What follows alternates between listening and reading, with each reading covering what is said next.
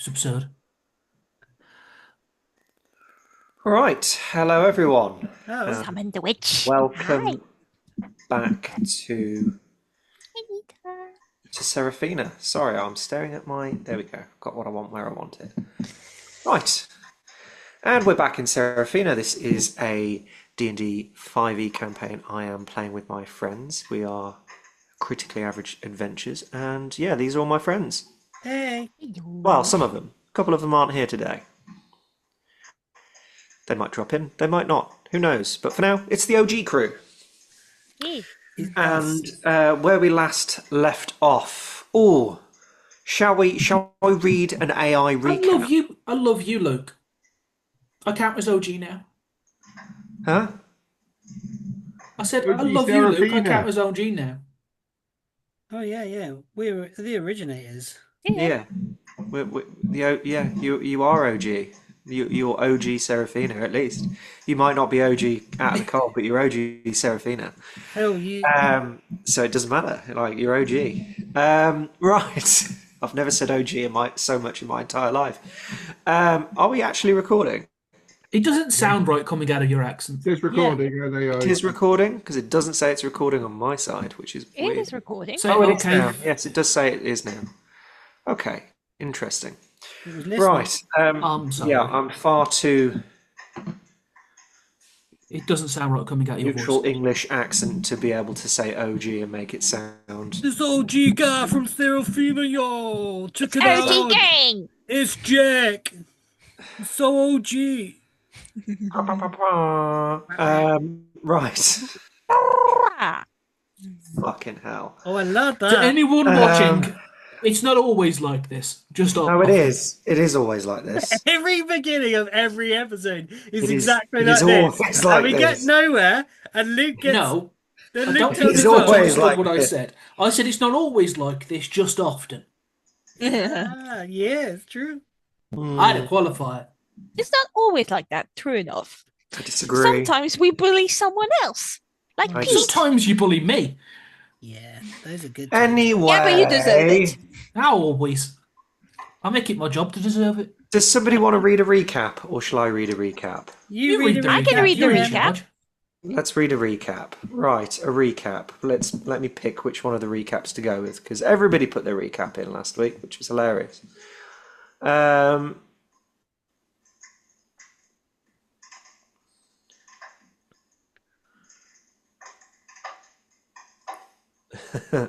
let's just go. I'm going to go with Matt. So the group was last time the group was fighting a fungal infected spore-like goblinoid creatures that Oh no, my internet's gone wonk.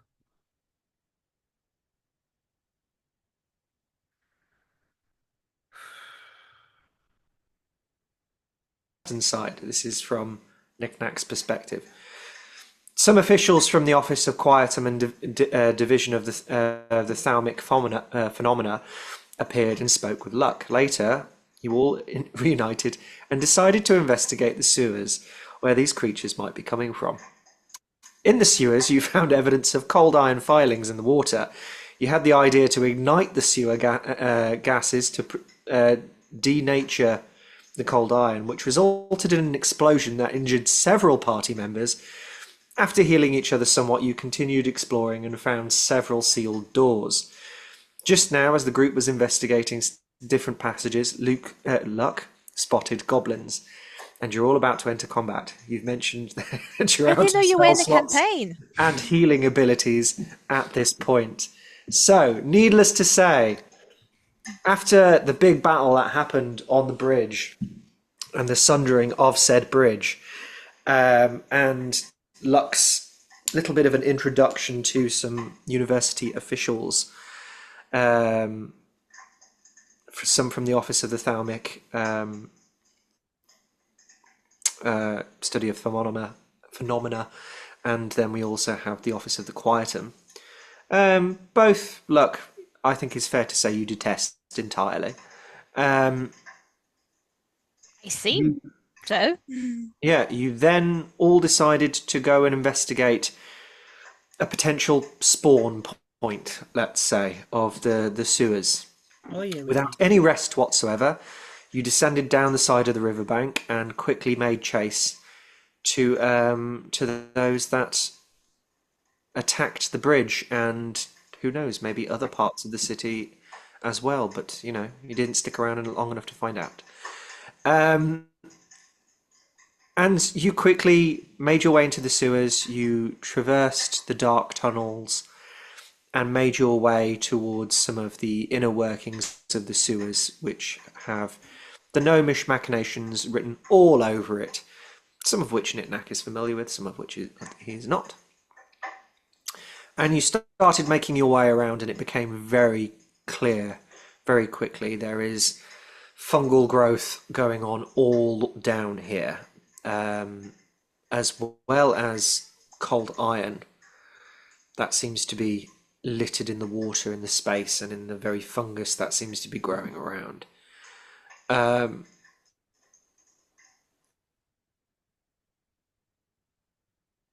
Sorry, my net's being funky.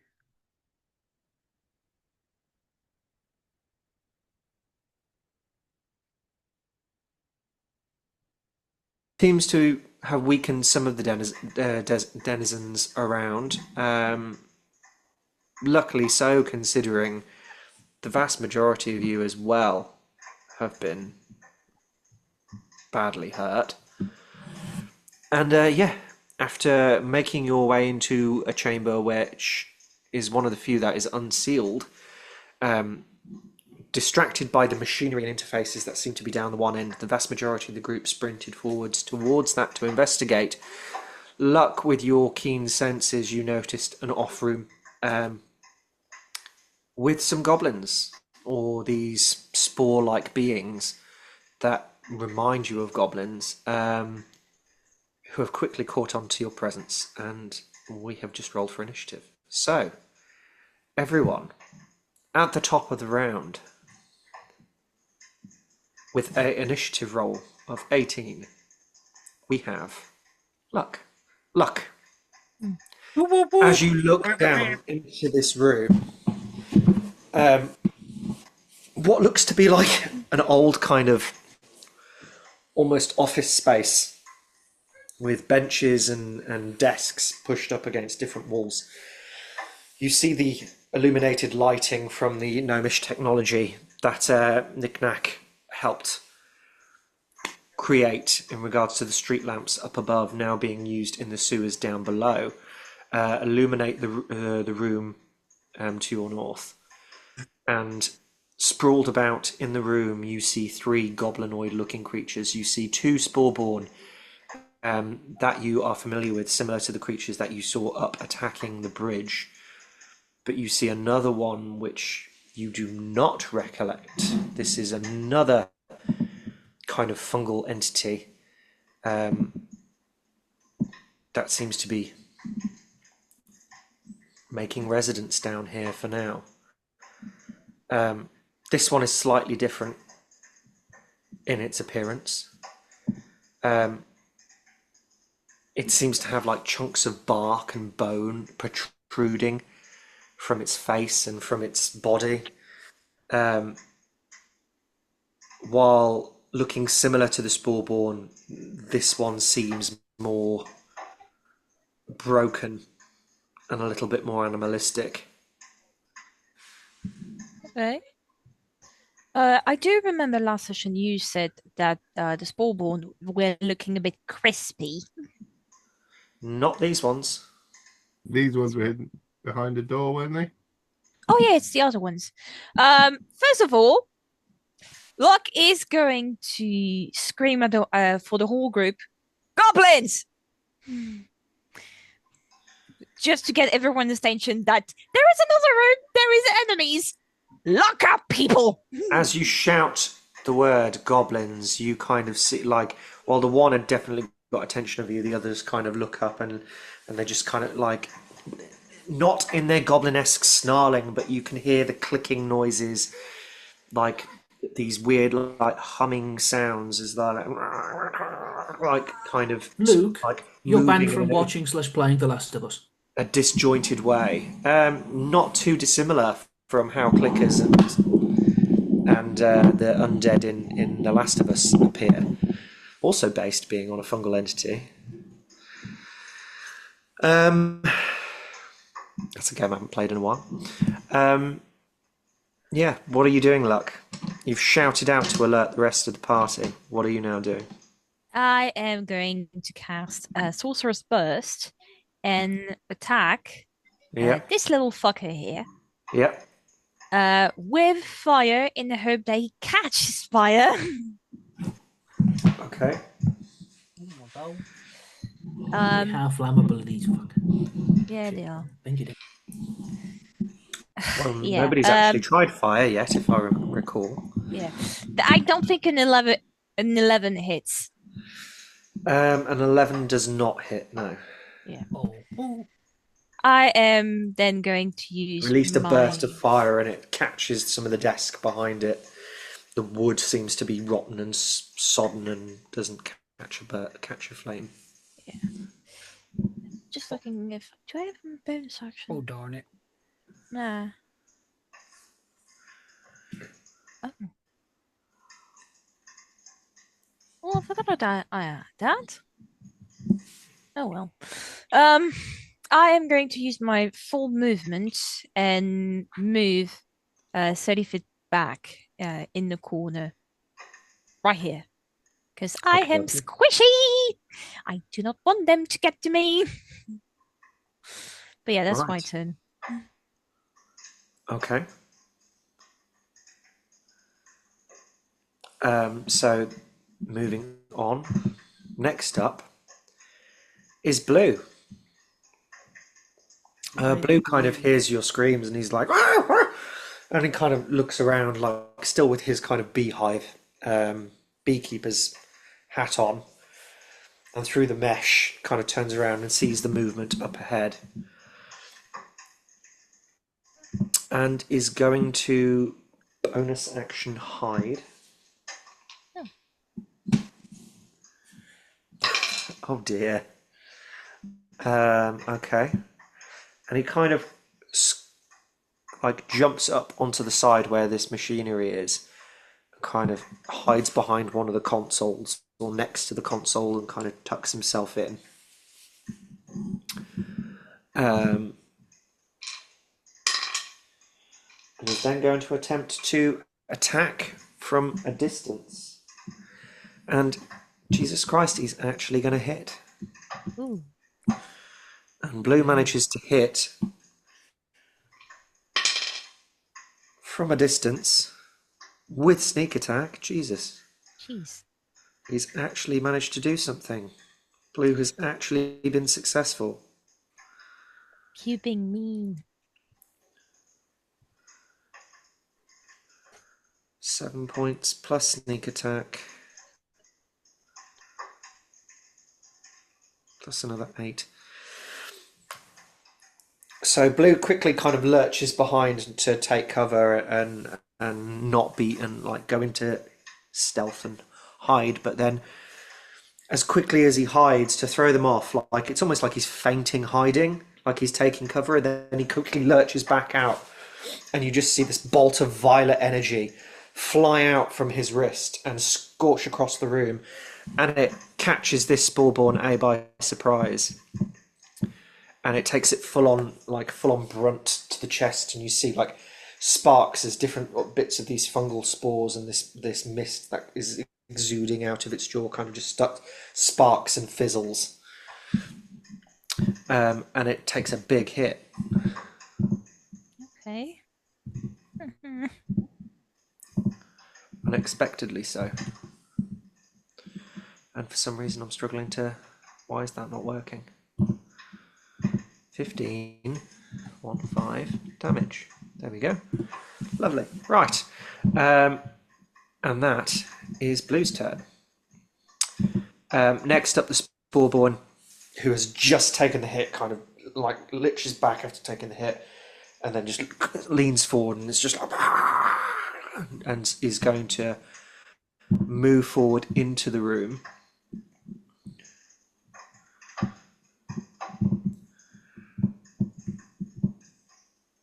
lurching forward into this space here.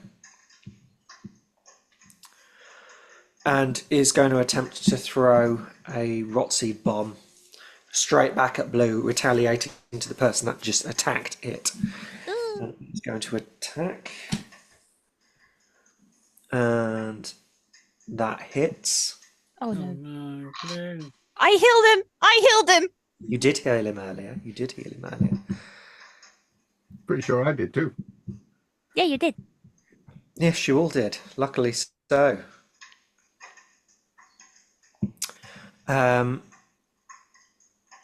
He's going to have to take a Constitution saving throw, Oh no. which luckily he saves.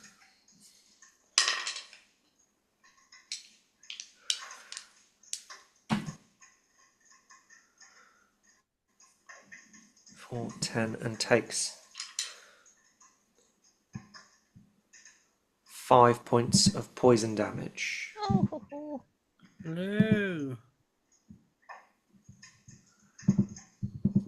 Oh no. Will you boy?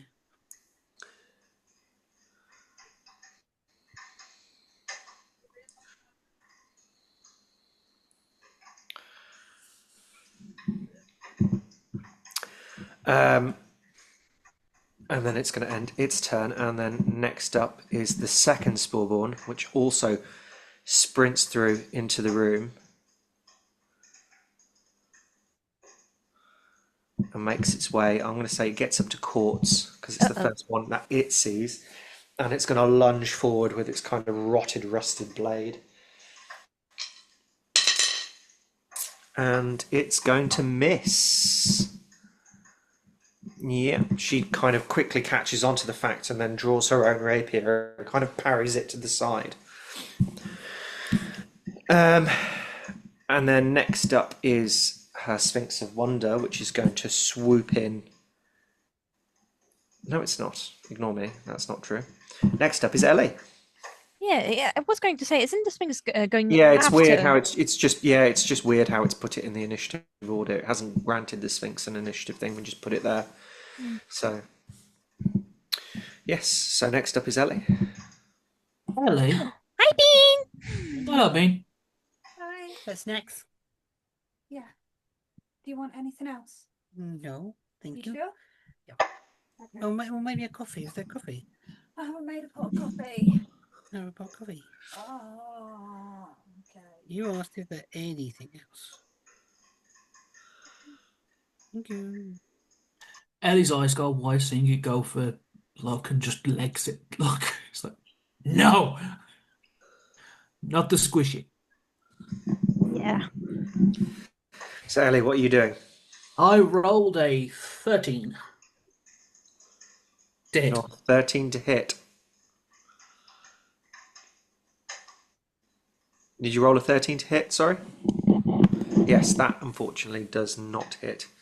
What were you using to hit? Were you coming out with claws, or were you? I just went fuck it. Starts running. So your nails came out, and you were like, "Grah!" Yeah. Oh, I'm half asleep and panicking. That's okay. Yes, you are. You are not in a good way. You move forward. You lunge out with its There is no claws, and it tactics kind of right just now. I'm just like- feral cat. That's all right. So the head kind of just clicks to the side and just like, and like moves out the way, like clunky but like puppet-like motion. I just go.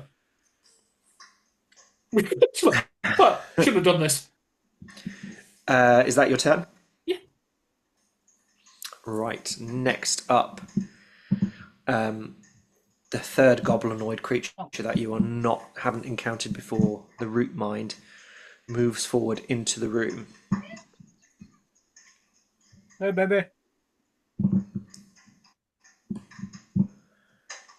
It kind of slowly clicks its head across, observing the space and seeing the Spawnborn that have just rushed in front of it.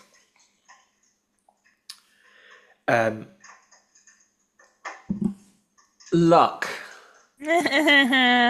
Yeah. Make me Right. make me an insight check.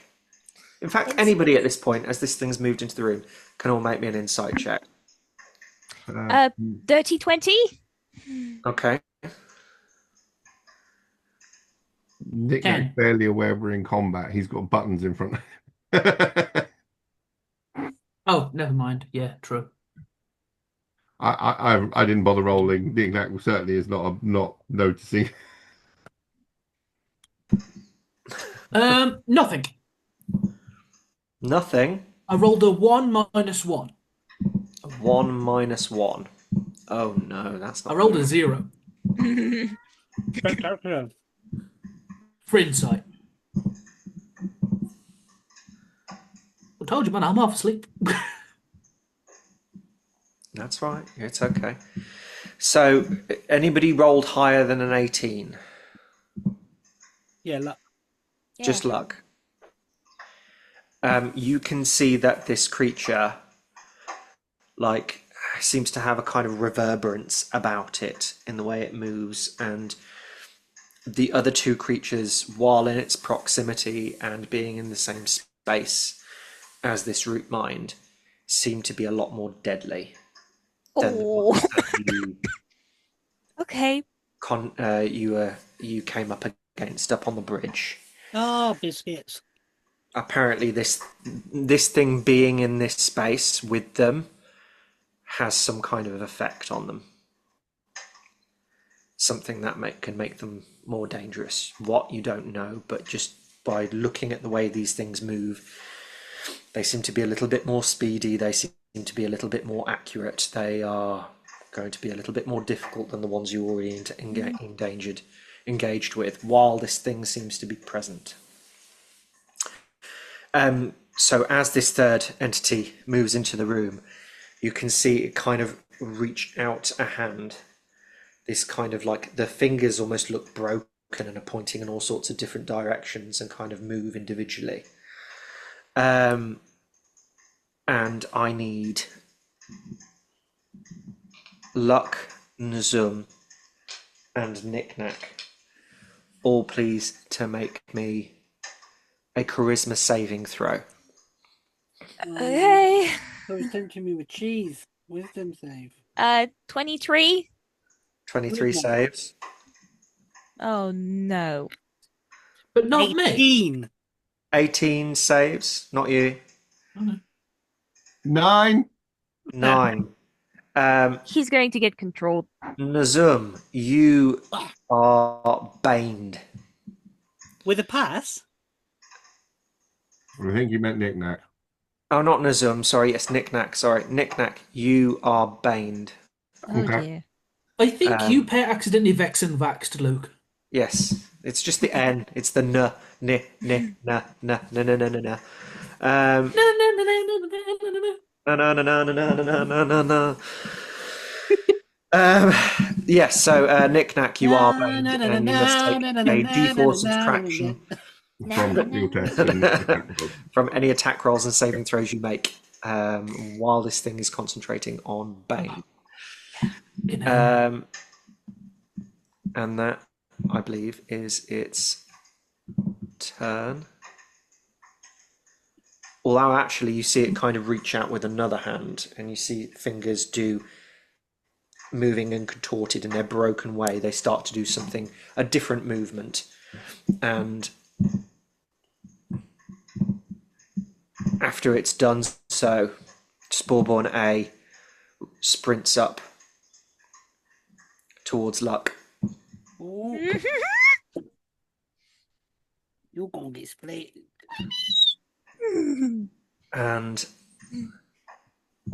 Wait, isn't this that is its turned turn. on though? Doesn't matter. Uh, As I said, It's a while thing this thing is on the Riverpoint's board, there It's a seems leadership, a bonus action, basically, I think. Yeah, like passing an action. It's like me with Robo Zoom and things. Yeah, like familiar. It's the baddie version of me. It's got a menagerie. Yeah, so the bonus action is called Rot Command. One wretched born within 30 feet may move up to half of its speed as a reaction. But it means it hasn't got a reaction. So you run away. Yeah. Or at least the one that moved doesn't have a reaction. Oh, good.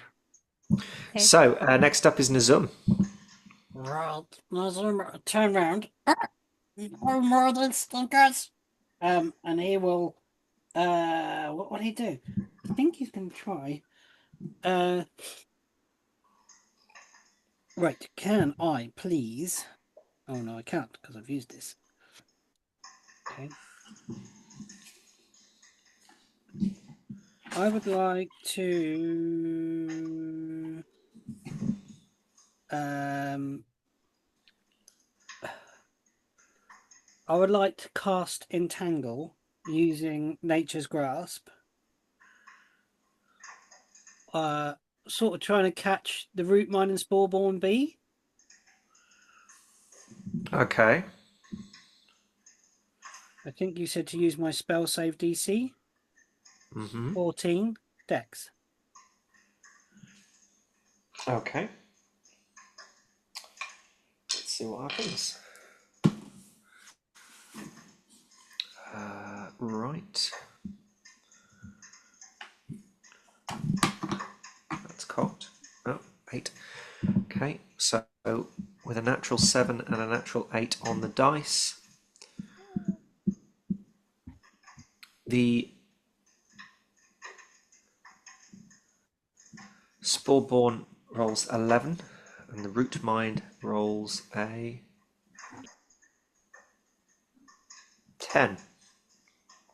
So I think they both fail. The spirit of silver fun, even in this dark place, can find root here by Nazum. Touches the floor. Roots shoot forward from him. Roots shoot out of the water and wrap round. And these rotten things now sort of have like a shimmery coating of like fine vines and leaves. Are they grappled or are they restrained? They are restrained, I think, with They're the. restrained. Oh, let's double check.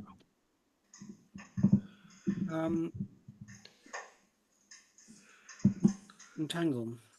Because it's not a spell on my list.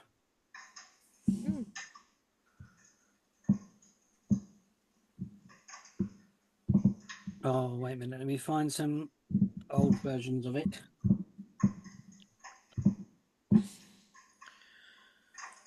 "20-foot square, Yeah. restrained." Yeah, restrained. Okay, great. So essentially, they have disadvantage on attack rolls, advantage on attack rolls against them, and their speed is 0. And they also have, I think, disadvantage on dexterity saving throws, or do they just fail? They have disadvantage. Right, and then I will. Oh no, that's the new thing. A restrained creature's speed becomes 0, and it can't benefit from any bonus to its speed. Attack rolls against the creature have advantage. The creature's attack rolls have Pete. disadvantage. The creature has disadvantage on dexterity. I think you're moving the wrong one. I am, so I've picked up Robonism, sorry. But, you know, they just look so familiar. They're so similar. We are. We're beautiful. Both of us. I got confused then for a second. You're gorgeous. So then what Nazum will do, that's his action. Doesn't require concentration. So it's not a spell. So Okay. he will try and bop. No, he's going to.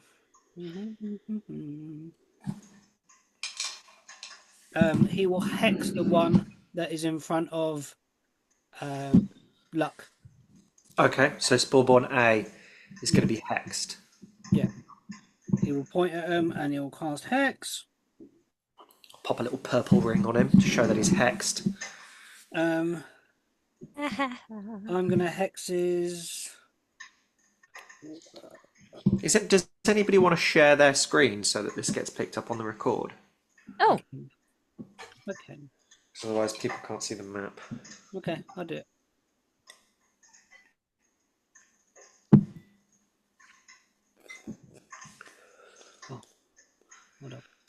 just don't want to give you the DM overlay. That's Yeah, all. yeah, that's cool. I got it. Okay, here we are. I will move to the center there, and I will cast Hex. And he takes. Do I have to do a range spell? No. Is it? Place of coach creature until spell ends, you did lecture 1d6 damage. Also, choose what ability to cast the spell. Disadvantage on those checks. Disadvantage on Dex, everyone. Okay. Disadvantage on Dex on Spellborn. Okay, brilliant. Right, next up is Quartz. Knick-Knack, you're going to be after. So Quartz is going to lurch forward at this one that sprinted into her space and attacked her. And she's going to respond in kind. And she's going to, with her rapier that she drew to parry away, she's going to lunge forward and attack in a stabbing motion, and she is going to roll a dirty 20 to hit, which hits.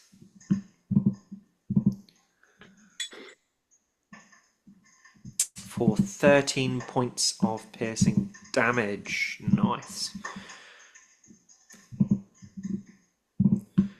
So Spellborn B takes some damage. She lunges forward and like skewers it straight down the middle. Oh dear. Like arms fling out as like as if like the spinal column's been hit, as the nerves just kind of rattle around. And then Quartz, does she have much to use as a bonus action? Hunter's Mark, surely. She doesn't have Hunter's Mark Okay. as a spell, so she hasn't used it. So she hasn't picked it up. But she has got Rangers, 2-weapon They've fighting. all got that now. Sorry? I thought all Rangers got that now. Not on this one. This is Okay. this is 5e.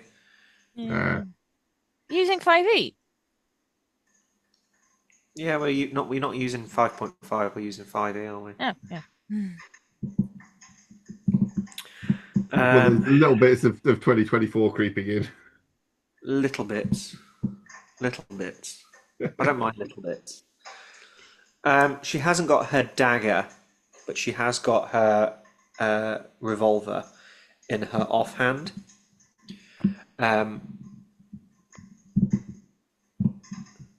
And she's got sharpshooter. She does No, have sharpshooter. it's But not that's not going to help her. It's That's the not going to help her expert one, this isn't time. it? Exactly right. So what she's going to do, instead of it being, and technically it's not a dagger, but she's going to use 2-weapon fighting to just kind of improvised weapon, kind of bash it with the butt of her revolver. And she's going to roll to attack for that. That also hits. As she does 2 points furthermore of damage.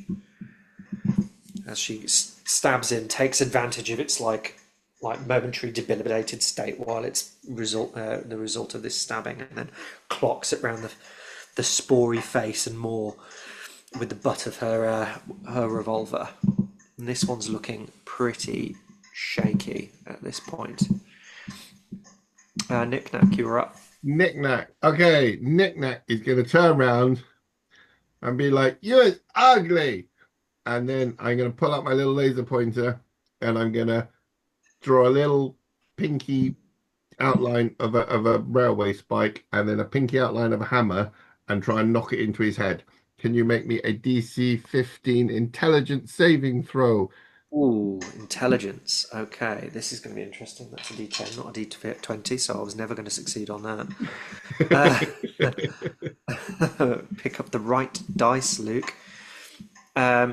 Is this the Spellborn, right? Which Spellborn was it? Sorry? This is the one that casts a spell at me. Oh, you're going for the Root Mind. Okay. Yes. Right, so the Root Mind. Right, okay. That is a, what was the DC? This 15. is 16. 60. Oh, means it be. So it sort of it spans onto it like the side of its head and doesn't penetrate. And then as a bonus action, I'm going to send the Robo-Zoom to go get him because he has enough movement from that. And as a free object interaction, can I press the biggest purple and or then red button on the control? You're going for the biggest purple or red button So on the basically, control if there's a panel. purple button, I want to press the biggest purple button. And if there's not a purple button, I want to press the red button.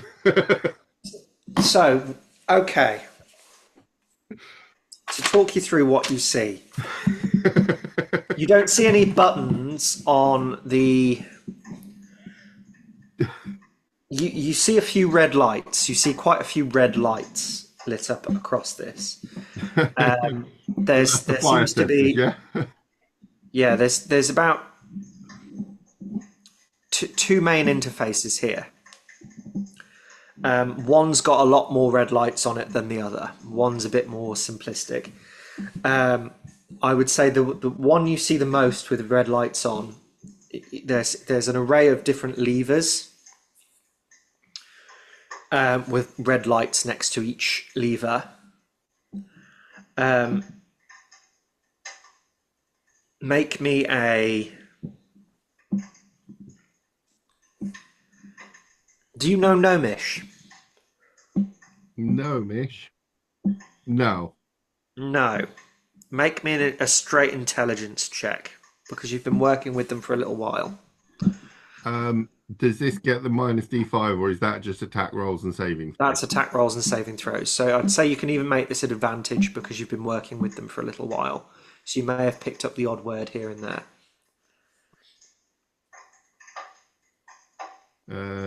A dirty 20. A dirty 20. Okay. You don't pick up any words. What you do pick up on these runes is kind of their rough translation into common alphabet. And you see in front of you a console littered with about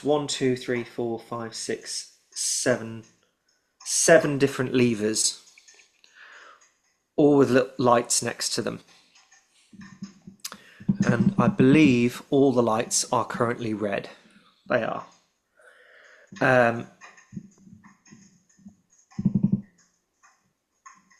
And listing all of these next to each one, there's a different kind of gnomish rune next to it. One roughly transcribes as PA. Then there's two that are labeled together, PB1 and PB2. There's another that says PC, another that says PI, another that says BR, and then there's one that has SAP. And this particular lever isn't even there. The socket where the lever would be is there and looks badly damaged. But the lever itself is long gone. There's been substantial damage, and where there would be a little red light next to it, it's cracked and broken. Okay. All right. But all these other levers are intact, and all of them have red lights next to them. Okay. I will leave that alone at the moment then. So you're not going to pull it. Well, they're all red lights. You said you wanted to go up. No, And I just... said a purple button or a red button. Yeah, there's red. There's a lot of red. Okay, so hang on. What was the one with the broken lever? Mm-hmm. SAP was next to that. And then on the other console, which is a bit further away from you, you see something similar, but you see one lever and 3 red lights above it. Okay, in that case, I will pull out my tinker's tools in preparation to mess around with SAP.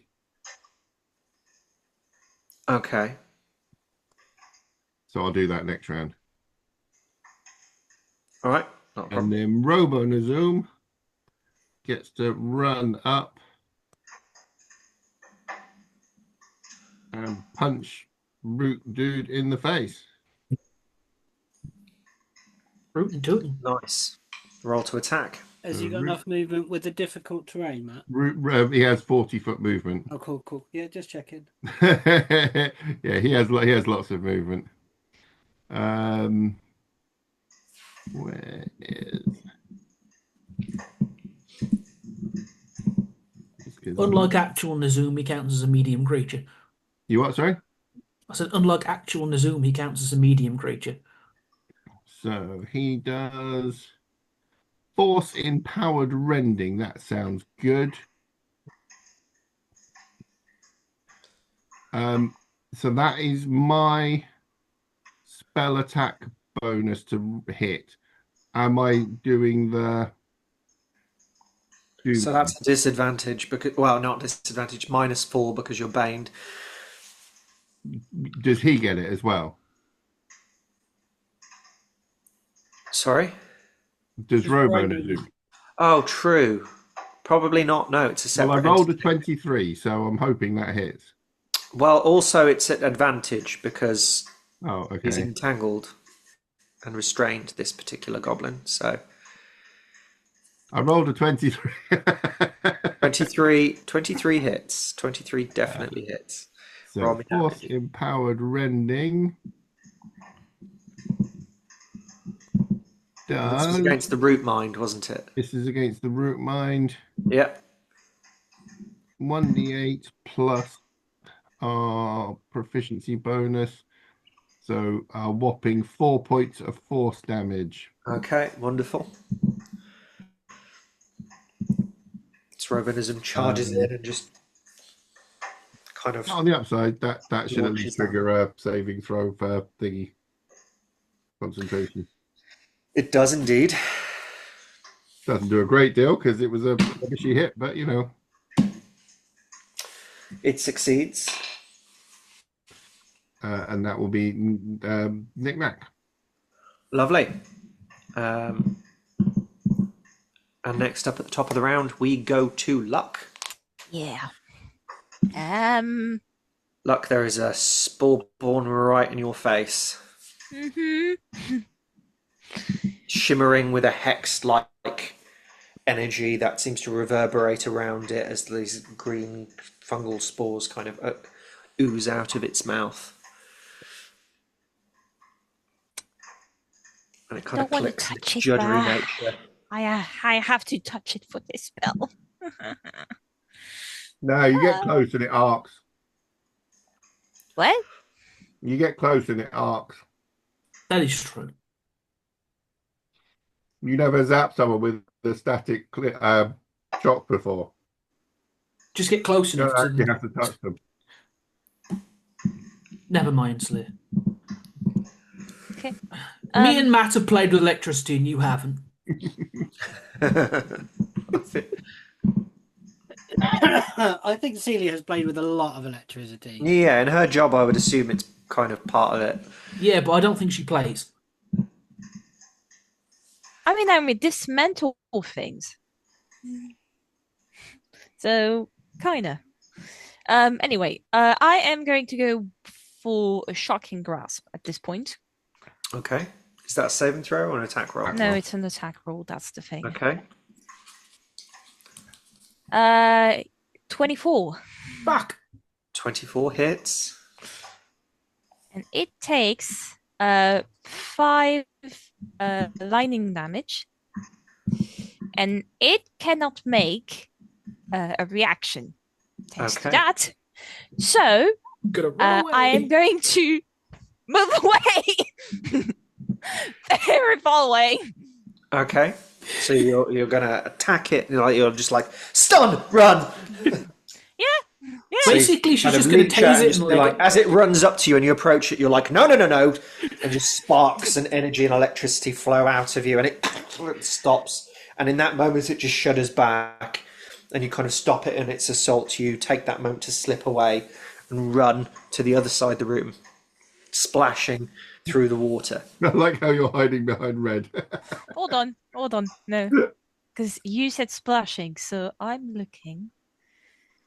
I don't Can I think get shocking can I grasp can do I that. get on is this an edge that I can go on? Sorry? Is this an edge that I can Yeah, go on? that's a ledge you can get up onto, yeah. Okay. Slightly elevated, just by a couple of feet, up on a further ledge. Or in an elevator. So I'm going to go there near the Yep. pipe, and I'm hoping for like maybe half cover with the pipe. Yeah. Okay. Let's see.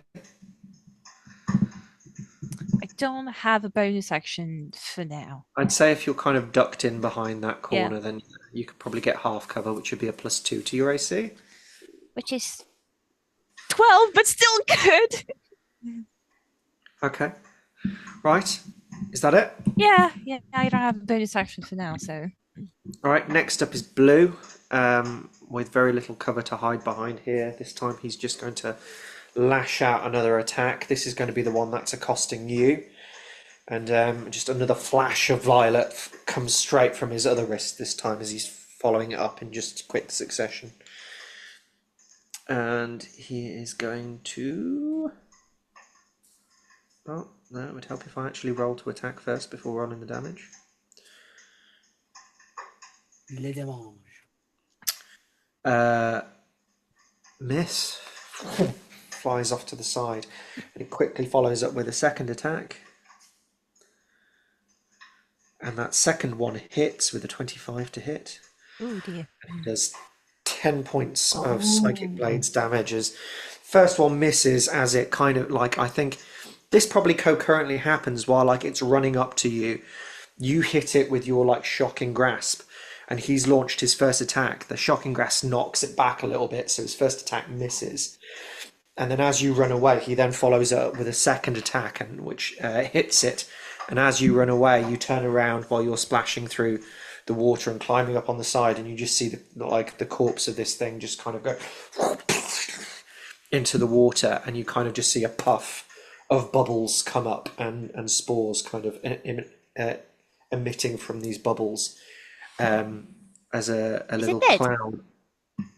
It is dead. Okay. But a cloud of spores emits from its body.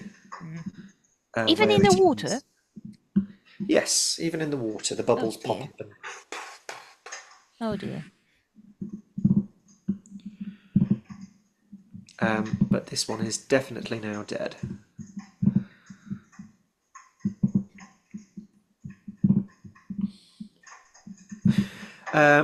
Next up was that, but it isn't anymore, but it's going to be Sporeborn B.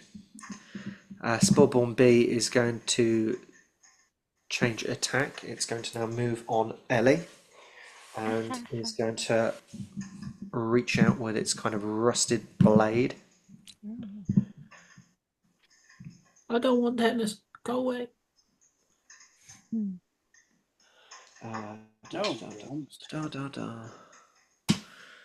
So its rot knife launches out and it swings out rapidly with a 20 to hit. Oh my gosh. And you take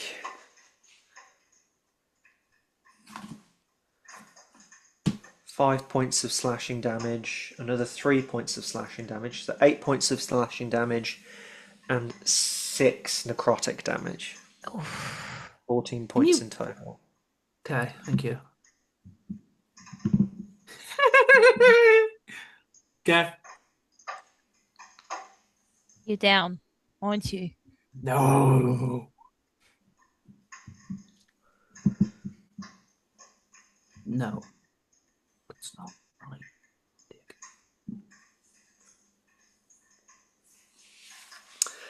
And that's going to be its attack. And as a bonus action, It's not looking good. Let's put it that way. it's going to use Spore Shroud. And you just see these spores emit from the area, and the immediate area around it becomes very, very hazy. And oh, actually, I should have rolled that at disadvantage because it's entangled. Sorry, bear with me. I didn't roll that at disadvantage. It would have still hit. But now there is a small fog cloud emitting No. in the area from around it. That disadvantage for rolls? Well, because it's already entangled, it would be a flat roll to attack it now. Okay. Instead of advantage.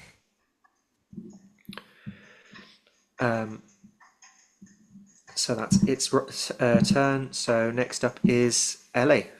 Ellie, this mist suddenly of spores starts to erupt from its body as it feels like it's being surrounded by Quartz, Robonazum, and Mist.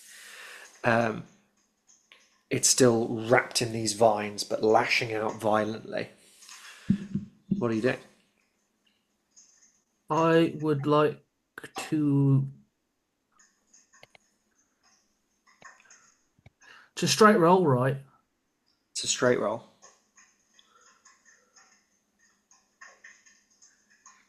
.22 to hit. 22 hits.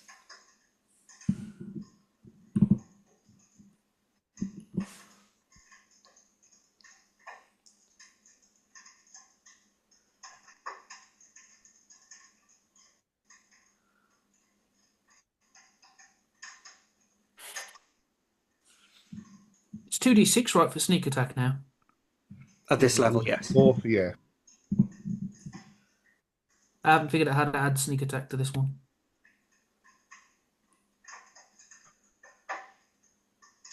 Seven plus 9, 16. 16. Luke, 16 damage. 16 points of damage absolutely obliterates this creature as you just see the roots kind of start to crush its body. As the strength within it withers. I go full claws, just because I have 2 HP. Well. The other Bonus thing. action disengage. They blow up. Okay. Fuck yeah, they blow up. Death spores. When the spawn dies, I forgot that they creatures blow 5 up. feet must succeed on a DC 12 Constitution saving throw. Roll Shit, me I a forgot con that save, they blow please. Is that everyone? Anybody around it, so it would be Robonazum, Ellie. Robonazum doesn't breathe though. Yeah, Robonazum's immune to poison and 16! That's fine. So Robonazum is immune. Yes. 16. So you succeed. And then Quartz Oh no, Quartz has to roll. rolls a Constitution saving throw and gets 14, 12 on the dice. So she succeeds as well. As you see this body being crushed by the roots as its strength gives way from your attack. As it gets crushed, the mist, a deeper shade of green emits as this mist comes out from it, and you're all quickly just like, oh no, we know what this means. Quickly hold your breath and wait for this mist to dissipate. As it crumples inwards on the roots that wrap around it. Azim just shouts out, "The forest is glad of you." And next up is the root mind. The root mind looks around quickly, noticing that its minions are going down quite quickly. And it is going to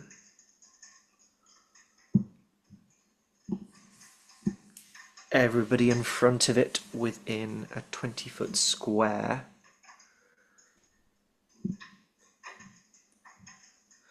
There's not really squares on this one. You're gonna have to give me It's going to cast Blistering Mire. Oh, That sounds fun. So I need everybody in that space to make me a Constitution saving throw. what space? So that's going There's no knick-knack, squares. everything Nazoom, in front. Quartz, the Sphinx, So it's and going to Robot Nazoom. say 20 feet square. Am I So in it? it's everybody, essentially, Apart from luck apart from luck and blue, and maybe. blue. Everybody needs to And make maybe the Sphinx. Ellie isn't in it. Ellie is more than 20 feet away. It's 20-foot square. I I think I would say might be she's in it. just in it. Okay. What have we got, roll GM? A Constitution saving throw, please. Gotcha.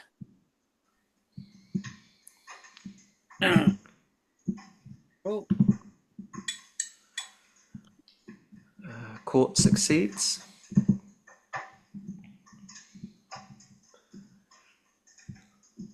is it Knick-knack. against being poisoned or a disease?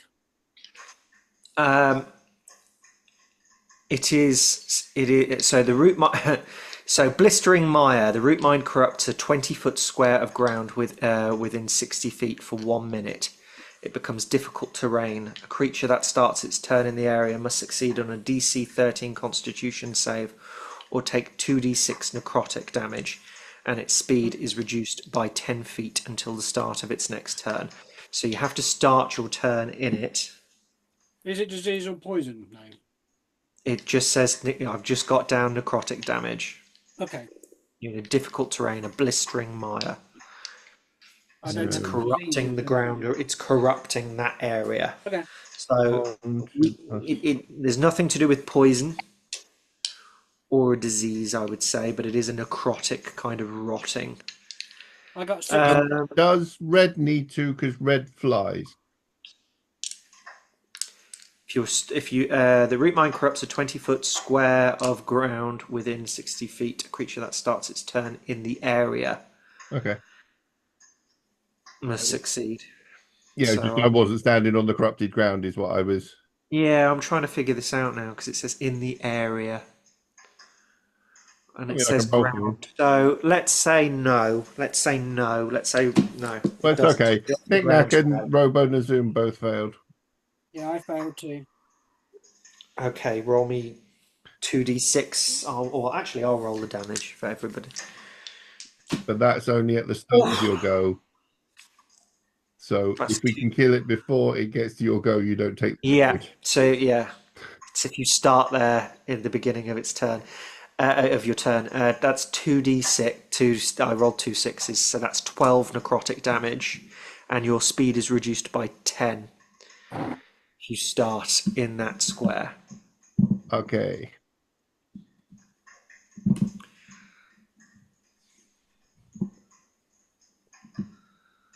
So I'm just going to draw that square real quick.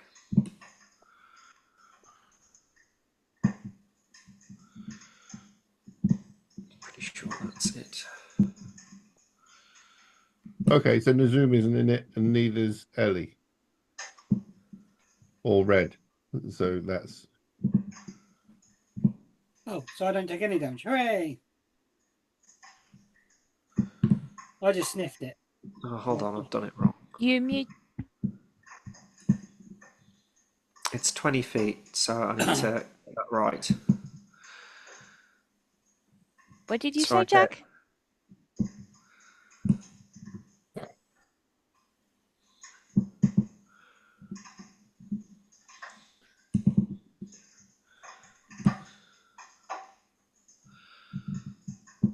I think Nazum just starts in it. Oh, okay.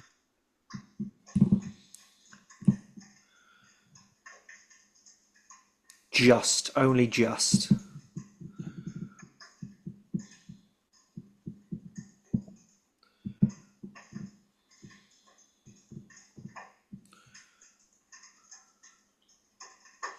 Done this way too small.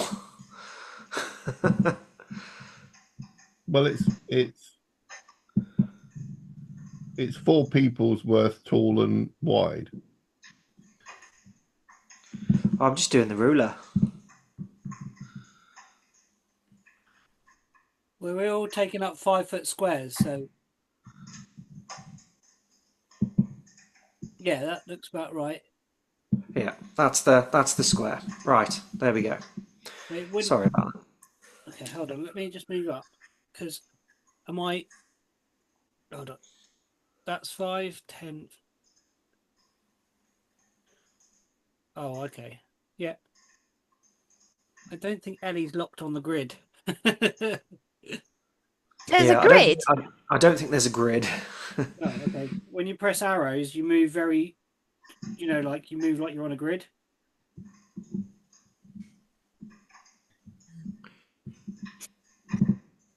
Oh, I just use my mouse. Yeah, I pick it up and drag the token. Yeah. Yeah. It doesn't give me an option to show the grid either, so I can't see it. No, I think Right. what he means is if you use the up, down, left, and right, it will do one step up. One Yeah, step it'll do down. 5 feet at a time. Yeah. Right. Anyway, moving on. So yes, the root mine does that as its main action. So anybody that starts their turn in that square Ed, Take 12 that necrotic failed damage. will do that, and then as a bonus action, it has no bonus actions because nothing's alive. That's its turn. So next up, It can give red a half a move if it wants. I don't next mind. up, Nazum. You're taking 2d6 necrotic damage, please. are you going to roll it? He did Speed 12. is. Oh well, no, I've already done it. It's 12 damage. I've already rolled it. Sorry, 12 necrotic damage. As you start your turn in this festering, blistering mire of filth, as the water broils in I say, necrotic energy. and get out of the way. Um, what are you doing? Other than that, I think we might go for a classic Eldritch Blast. No, nice. it's tried, it's tested. You moved the wrong way because you've got the pulley one, haven't you? Yeah. You should have gone down behind Ellie. You could have pulled it into its own necrotic area. I suppose. Oh yeah, it's cool. Let's do Don't that. don't worry about that. Oh, Hi, Nita. Hi. Hello, sweetheart. okay, I'm gonna do a. Oh, He's can I? sleepy. I've moved my hex to it as well. By the way, because when the other one died, it moved. Okay, my yeah, hex you can pops move on. it over. So we'll move the hex over to the root mind. Boom, hexed. Okay. I'm kind of fed up with this, so I'm gonna try and get it.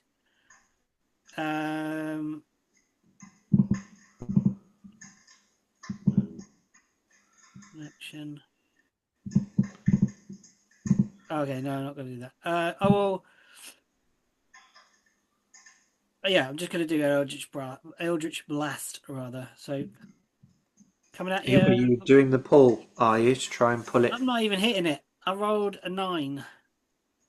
Well, 9 got a does 9. not hit. No. Shoot straight past. I'm only Although actually, no, you have advantage because it's entangled. Okay, I roll again. Thank you very much. I rolled a 9. Oh no. Never mind. It kind of flails about, even though it's pinned down to the ground. It's able to kind of just narrowly I think dodge. it's the miasma of dirt in front of Nazim. It's like, And as the broiling mire kind of Yeah. continues, and the water bubbles and writhes, and this haze of brown and green mist rises up from the water, you can't get quite a good shot on it either. That's it.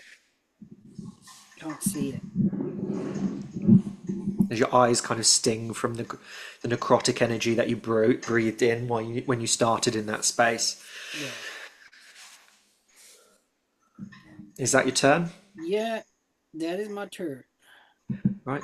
Next up is Quartz. Quartz saved her Constitution saving throw. She's going to jump up onto the side and get out of this miry space and move up alongside it with Robonazum. So she's flanking. She already has advantage anyway, but she's going to attack now with her rapier.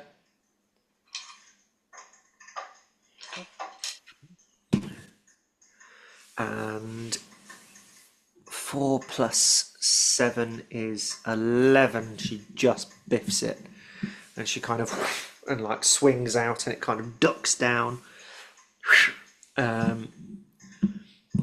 And then with her bonus action, she is going to command her Sphinx, and the Sphinx is going to. Oh no, actually, I've got advantage. Even worse, that's a natural 1. Oh dear. It's a good job it was at advantage. So with her Can you bonus action, imagine if she came back and you'd shot her in her own foot? I shot her in the other leg. She's just going around with 2 braces on her legs. Oh god. The Sphinx kind of swoops in overhead and is going to take a rend at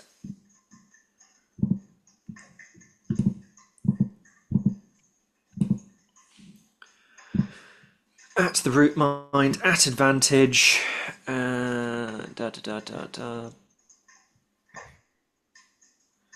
Rend. So what's your proficiency bonus at the moment, everybody? 2. Efficiency, Two. 2. 2. Natural 20 on the dice. Yeah. Vicious Skycat. So that's 4d6 radiant damage. Wow.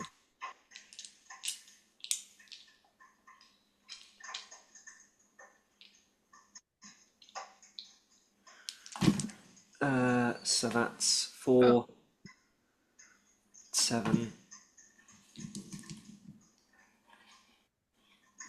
10, doubled because it's vulnerability to radiant damage, so it takes 20 points of radiant damage. And Out of interest, is the Bane or the thingy a concentration spell? it It is is. indeed. So does that mean it's dropped the Bane? It hasn't dropped the Bane, it's dropped. It hasn't. So the Mire isn't. Hold on, let me read. The Blistering Mire isn't a concentration spell. Okay. So the Bane is still up, but it's going to have to take some saving throws now. Bear with me. So it takes 20 points of radiant damage, 6 points of slashing, plus 3, so 9, 29 points. So 29 points of damage this thing's now 14 taking. the con save. Damn. What's the con save, sorry? 14 is half of it. 14, so it's got to roll a 14 con save now to avoid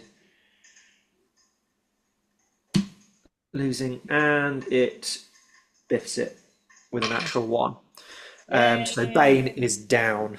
Yay! Eh. Take that. It's going to use its reaction though. Rotten Rebuke on Quartz for attacking it. And she will just take, because there's no saving throw or anything to it, she is just going to take a d6 of necrotic damage. Oh, boo. So Quartz takes 5 points of necrotic damage. So as she unleashes this absolute hailfire, well, not even Quartz, it's the Sphinx, isn't it? It's the Sphinx that takes the damage. Oh no. But the Sphinx Is is this one of okay. those familiars you can summon back? Yeah. It's an animal It's not a companion. It takes 8 familiar, hours it's a worth of rest. creature. Yeah. Animal companions you get back on a D8 8-hour rest. Why is it not coming up with? Oh, it's not in the. Let's add you to the initiative order, shall we?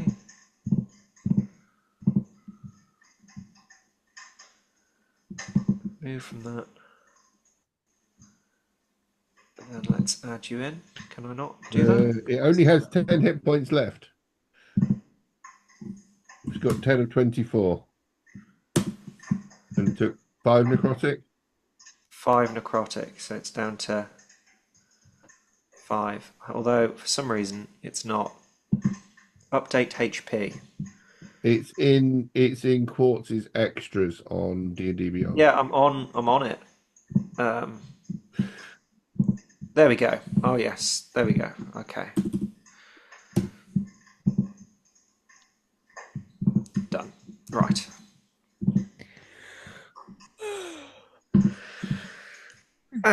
Next up is Knick-Knack. Knick-Knack. So Knick-Knack takes his 12 points of damage, and he's looking decidedly the worse for wear.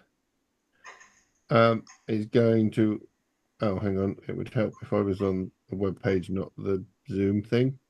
I'm going to step up to the control Console. panel out of the goop.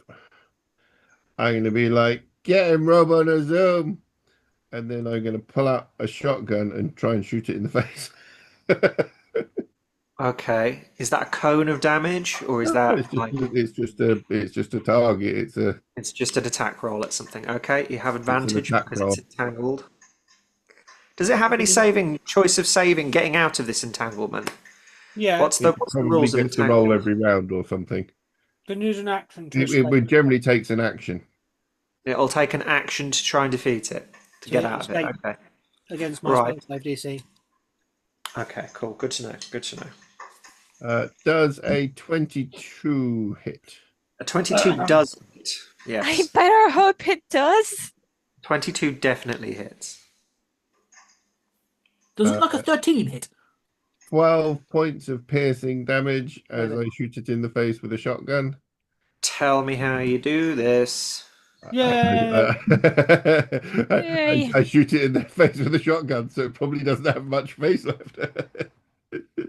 So you climb out of this mire, you whip out the shotgun, you aim, and you do you have any cool saying that you want to say before you blast this thing's face But off? then the cool saying is, get him, Robo Nazu! Get him, Robin Emerson! Bang! Face, the head, just gone. I just like to imagine that Urbanism follows the order. Yeah, and just still, like that. crush the Absolutely remains. will now Yeah. follow the order and start pounding on him. Just punching. You're like a broken machine that the command and the script went off and just like Yeah. continues to do Absolutely. this one movement on and off again because it's the script is broken. I just need everybody that's around it to make a Constitution saving throw as it dies.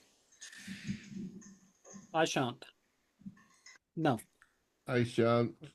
It Quartz, Sphinx, and Robonazoom, and assuming it's some sort of poisony thing, he doesn't take it.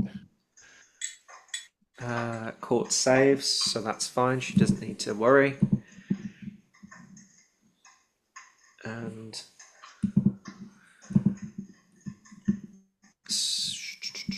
her Sphinx of Wonder.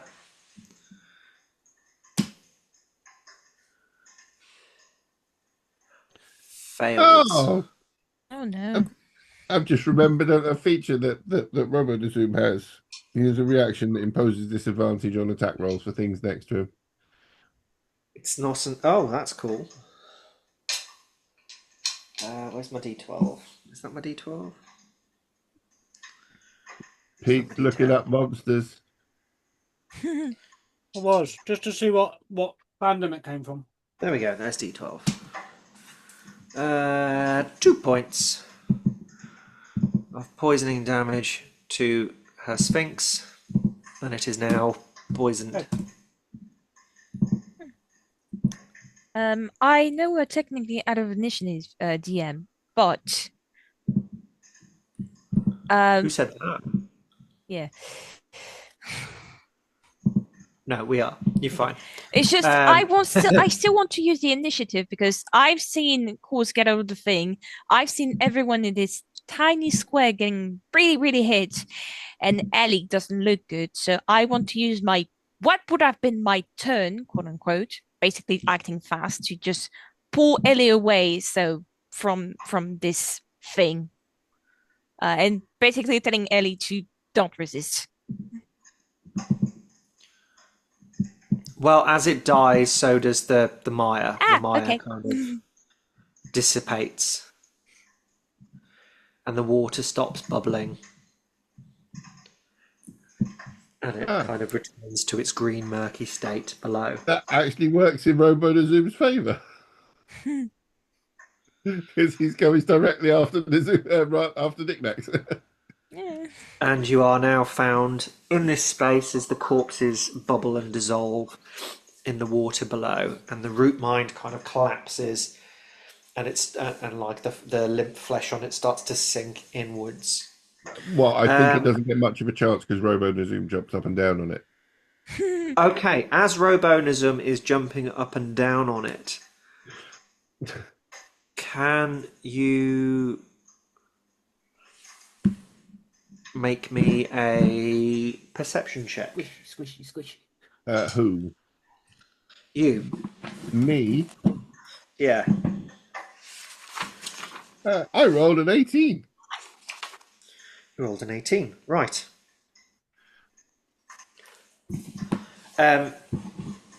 You hear tung, tung, tung, tung, like it's clanging against some kind of metal as it's pounding down on the corpse Okay. of what was Hang once there. on. Everyone back up. It might have, like, the cold iron stuff inside it. What do you say, Jack? Don't worry about it. Right until this is done.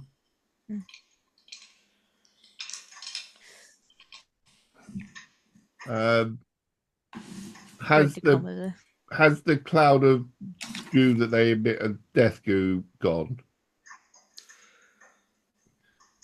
Yes, the death goo slowly dissipates. Okay, I will suggest everyone moves back away from it, and then I will. Between Ellie and the thing. I'm going to get Robo-Zoom to do it because he's kind of immune to a lot of this stuff. So like to try and like pull open its chest and see what's inside. Okay. As you rummage around, make me an investigation check.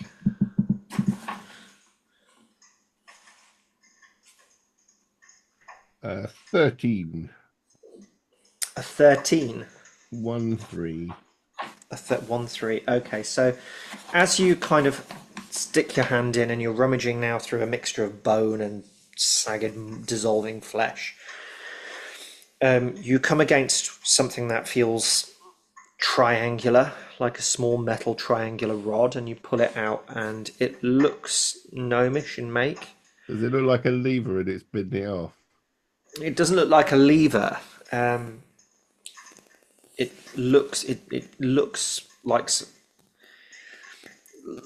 as you inspect it, make me another investigation check while you're looking at this, and add me a what are you proficient in regards to your tools again?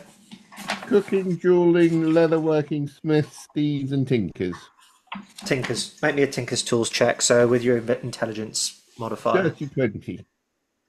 30-20. Okay. This resembles a kind of key. Aha. So while it's triangular in shape and it's a long kind of metallic rod, there are You put it in a slot and turn it. indents in certain points, and yeah, it looks like something that you would insert in a slot. Okay. It's not thingy iron, it's a key. Well, it's not. I'm assuming it's not cold iron. No, it doesn't seem to be. It's too refined and intricate to be of cold iron origin. It's a key to something. Right. Before you touch anything or this machine with buttons and everything, rest.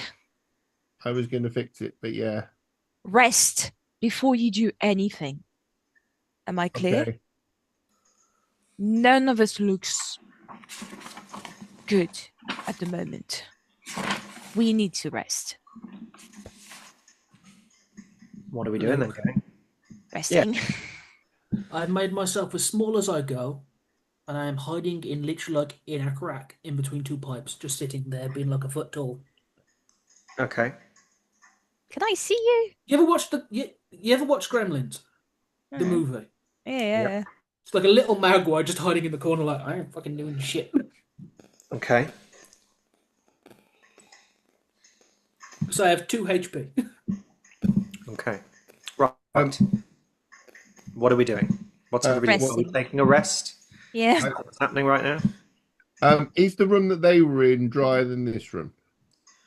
Yes. Well, you haven't been into it yet, but you would assume so because this room is literally filled with fucking water. So Yeah. wouldn't take much for it to be drier. I would like to, before we take a rest, spend 2 minutes casting Mending on Robo Zoom and heal him for 8 hit points worth of stuff. Okay. Okay. Yeah. Bloke is staying near Ellie, just in case something happens, though they're not alone. And Okay. So,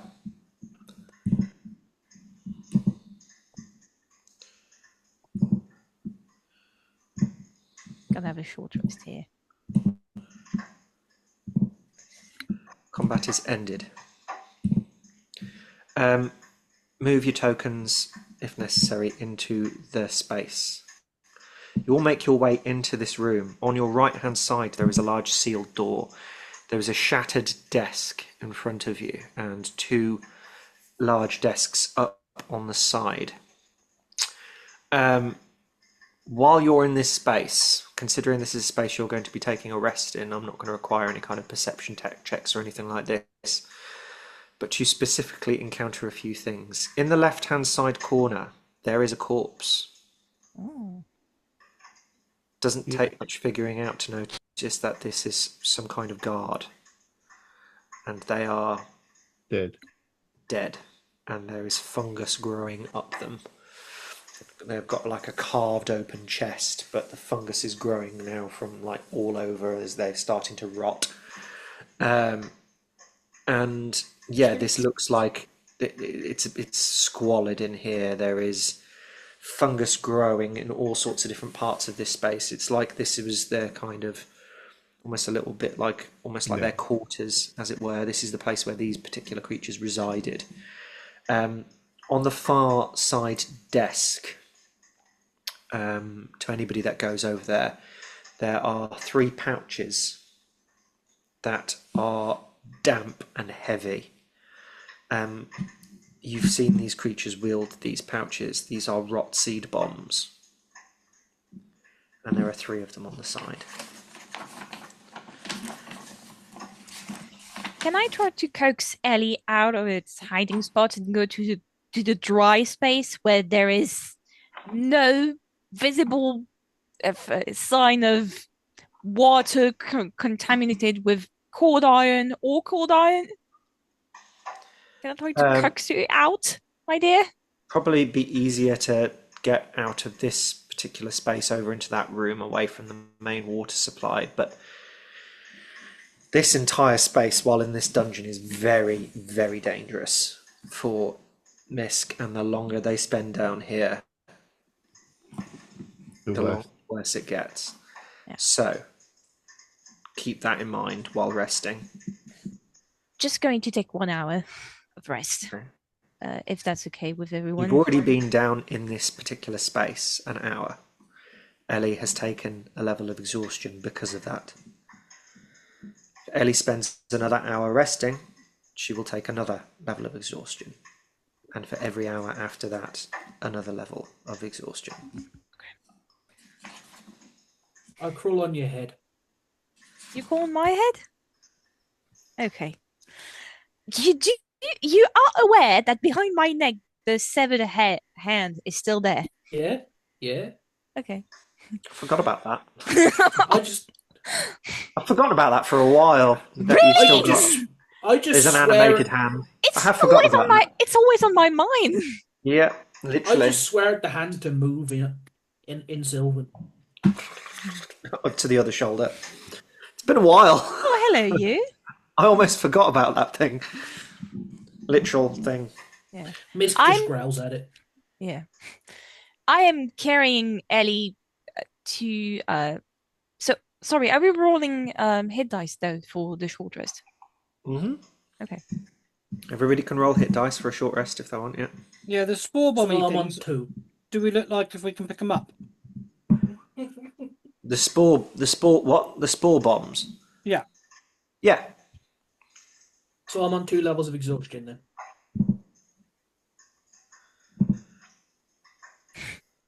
I've moved a wee bit, but yeah, I'm looking around, using my perception to pick up anything really Um, that level could 2 help is me. speed is halved.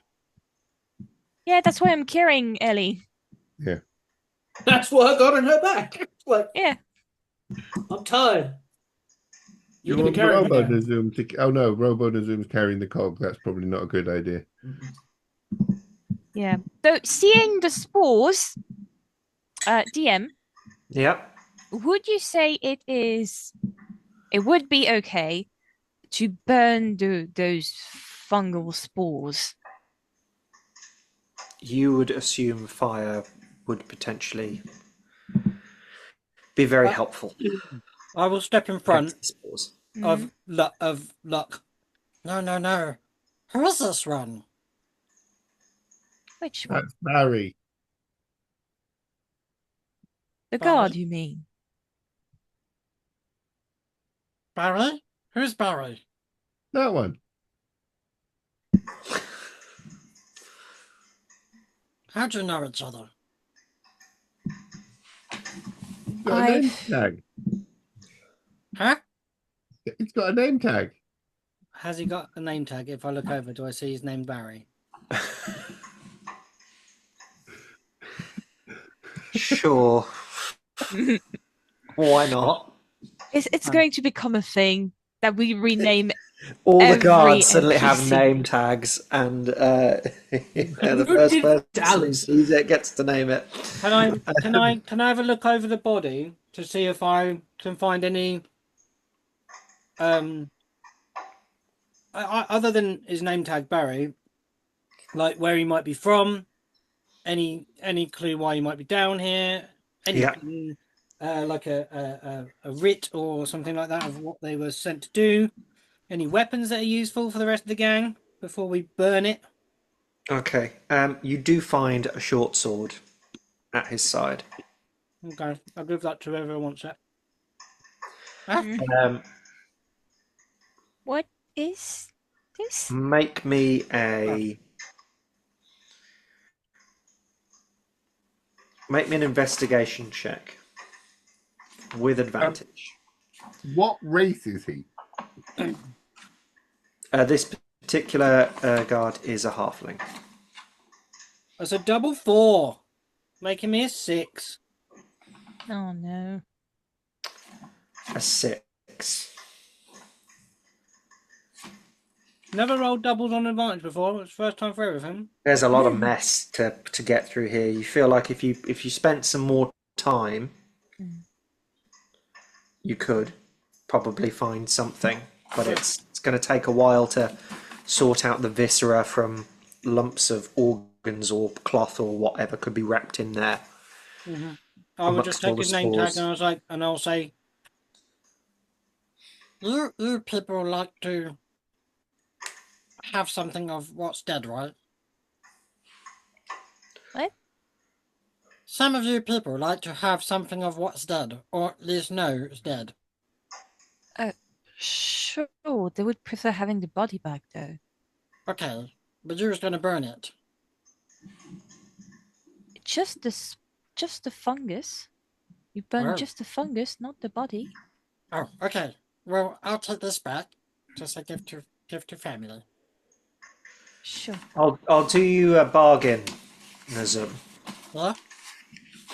How many hit dice have you rolled for this short rest that we're going to be taking? Just 2. Just 2. You sacrifice the result of one of those hit dice for spending more time during that short rest looking through this body, and I will provide you with something. DM. I- go on. Oh, sorry. Unless anybody else wants to have a look through the body. Through the body, no, but I wanted to use my perception to see if there was something of interest in the room. Can't see In the room, So, yeah, over on the table you see the three Rotzi bombs that are sitting on the other side. Oh, I thought I picked them up. Sorry. Oh, you've picked them up. Sorry. Yeah. So there's the three Rotzi bombs that Nazuma's picked up. There's Other nothing than that, else. fungus has taken over the vast majority of this space, as well as this body.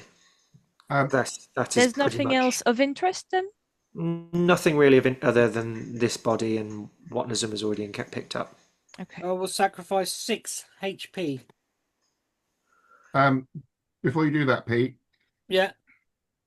as part of a short rest, I can cook up stuff on RoboNazoom, and 6 of us can get an extra. If you spent any hit dice, you can also roll a d8 and get that on top.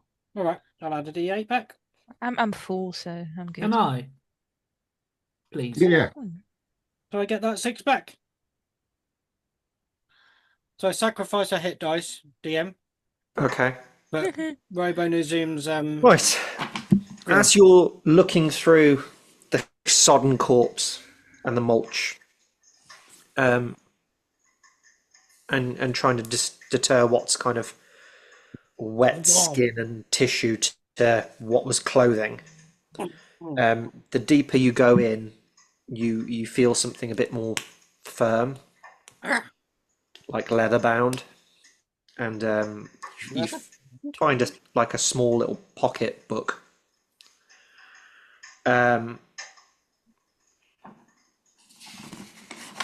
Upon closer inspection, as you take this out and you kind of peel the pages apart and rub at it,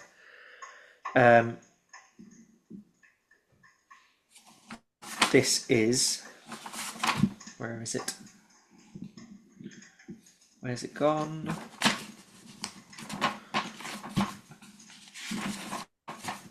Please wait while your DM buffers. Where's it gone?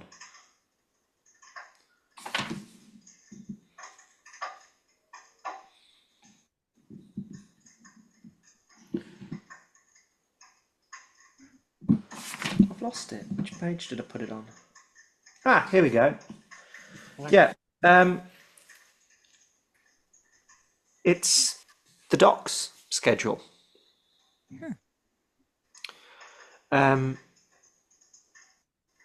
It's a day by day kind of schedule calendar recanting of, as you read through the pages, ships coming in and out of the harbour, of the dock. And as you flick through its pages, you notice that there are some missing. Some of the pages have been removed, have been torn out.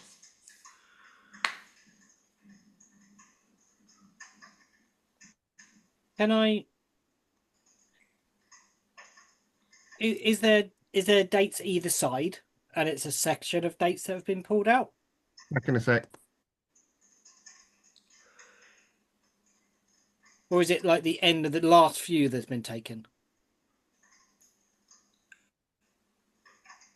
It doesn't seem like it's a collection of specific dates. It's as you go through, like you'll turn through a few pages and then there'll be a page missing, and you'll turn through a few more pages and then there's another page missing, and you keep going through.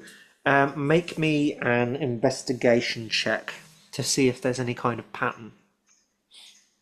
Can I help with that? Because I would have been looking. Yeah, go for it. What's your investigation with advantage then?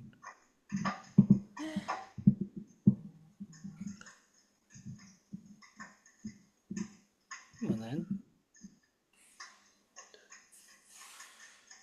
Pete, can you go back on the map, please? Just rolled one. Sorry. Yeah, I can. Sorry. I was just looking at my hit dice thing. Sorry. So one has gone through. Sorry, Luke. It wouldn't let me roll with No, it's okay. There's 19 or a 5. Whichever you'd like me to take, DM. I'd prefer the 19. We'll say the 19. You reckon Looking at the dates, roughly, it's every you Tuesday? estimate every 2 weeks there seems to be a page missing out of this schedule book. Ooh. Something's coming in. But someone doesn't want to. Someone is bringing something in or taking something out that someone doesn't want someone to see. Right.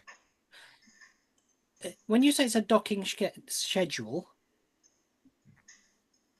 Yeah. So it looks like a kind of list of ships that are arriving and departing.